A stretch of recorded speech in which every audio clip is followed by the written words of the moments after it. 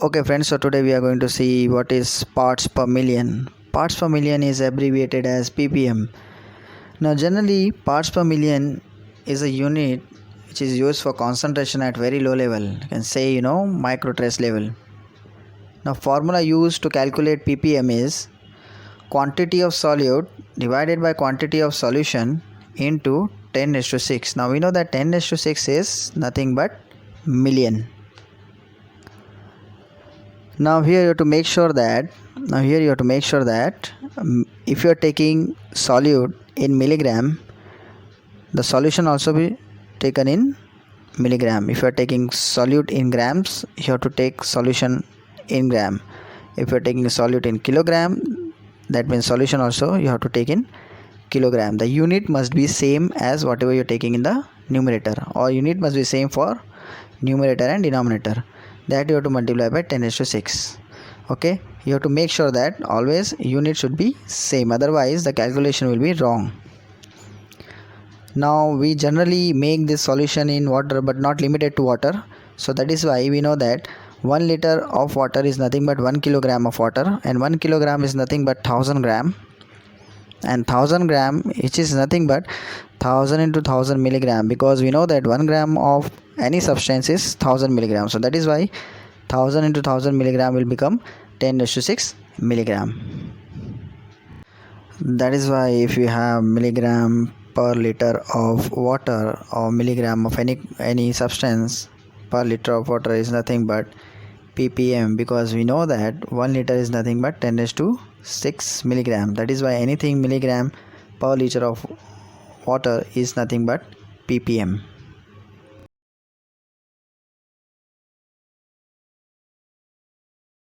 Let us try to solve some basic numericals or basic problem based on ppm level calculation. For example, here, what is the ppm of NaCl in 250 ml of solution? Now we have 250 ml of solution. In that you have to calculate the ppm level of NaCl.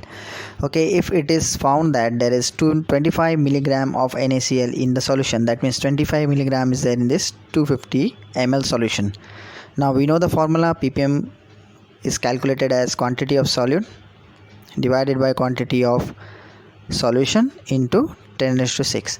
Now quantity of solute is given as 25 milligram of NaCl. Quantity of solution is 250 ml, and I told you that 250 ml is nothing but 250 gram, and 250 gram if you convert in milligram you have to multiply by 1000. So 250 into 1000 milligrams. Now we got 250 into 1000 milligram. Now this many milligram of solution. So we know that 25 milligram of solute and 250 into 1000 milligram, 250 into 1000 milligram of solution into 10⁶. So this on calculation you will get 100 ppm. So this is how you have to calculate. It's very simple calculation. Only you have to make sure that whatever unit you are taking in the numerator, the same unit should be there in denominator, and that has to be multiplied by 10⁶. Okay, let's solve another example. If 100 milligram of calcium carbonate is dissolved in HCl and it is diluted to 1 liter. Now understand this sentence. That means 100 milligram of calcium carbonate is taken and it is dissolved in a few ml of HCl, and that solution is diluted to 1 liter. Now my question is, what is the ppm of CaCO3, that is calcium carbonate, in the solution? Now it's very simple. As I told you that calcium carbonate we have taken 100 milligram, it is dissolved in HCl and it is diluted to 1 liter using water. So 100 milligram of calcium carbonate is present in solution. That is what given here.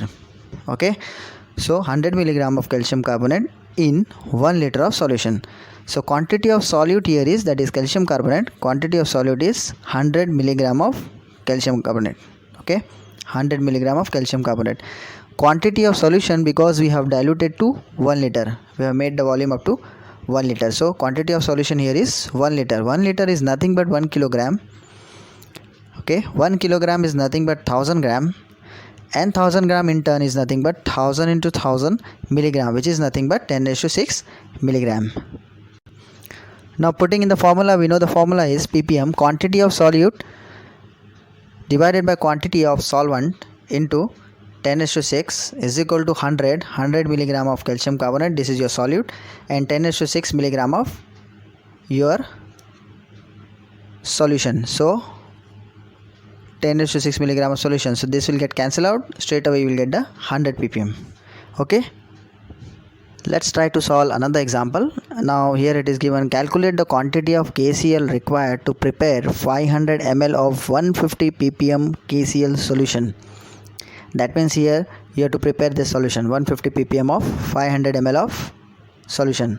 The solution should contain 150 ppm of KCl, and what is the quantity of solution you want is 500 ml. Now we know that formula ppm is nothing but quantity of solute divided by quantity of solvent into 10 is to 6.